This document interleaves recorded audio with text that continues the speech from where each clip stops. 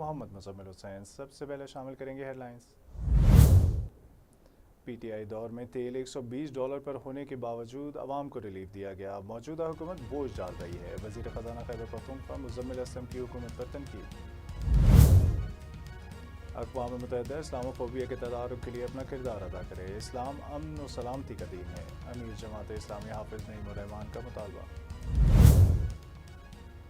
خیبر پختونخوا حکومت کا کفایت شعاری کی جانب بڑا قدم، تمام سرکاری اور خود مختار اداروں کے اخراجات میں 20% کمی کا اعلان کر دیا، اعلامیہ بھی جاری، اطلاق 1 اپریل سے ہوگا۔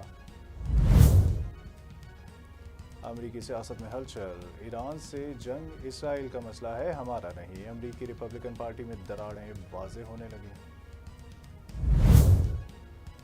متحدہ عرب امارات میں بڑی کارروائی، ملکی سلامتی کے خلاف سوشل میڈیا مہم، 2 پاکستانیوں سمیت 25 غیر ملکی گرفتار۔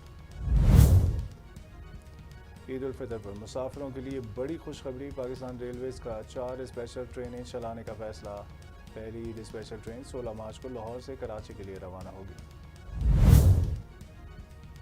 اسلام فوبیا کے تدارک کا عالمی دن، دین اسلام امن و آشتی کا علمبردار، انتہا پسندی سے منسوب کرنا لا علمی ہے، پاکستان مذہبی رواداری اور مسلمانوں کے تحفظ کے لیے کوشاں رہے گا، صدر مملکت اور وزیر اعظم کے خصوصی پیغامات جاری۔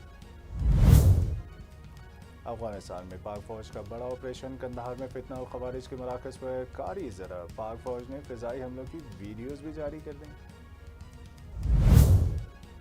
کفایت شعاری مہم، سرکاری افسران کی 2 مہینے کی تنخواہوں میں 30% تک کی کٹوتی کا نوٹیفیکیشن جاری، رقم وزیر اعظم ریلیف فنڈ میں جائے گی۔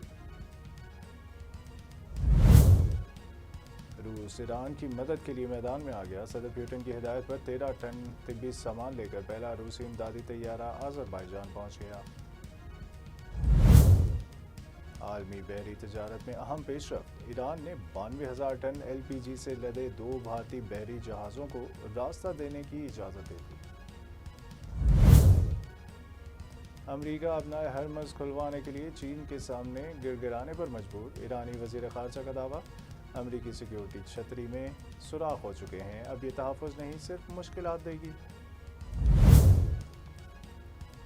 جنگ زدہ علاقوں کو پہلے سے بہتر تعمیر کریں گے، مشکلات اور دباؤ کے باوجود عوام کو تنہا نہیں چھوڑیں گے، ایرانی صدر کا اعلان۔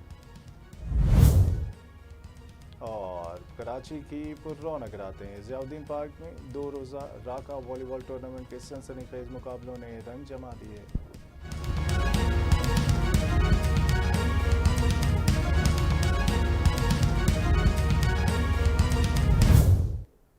ہیڈ لائنز آپ جان چکے، شامل کریں گے کچھ عام خبریں۔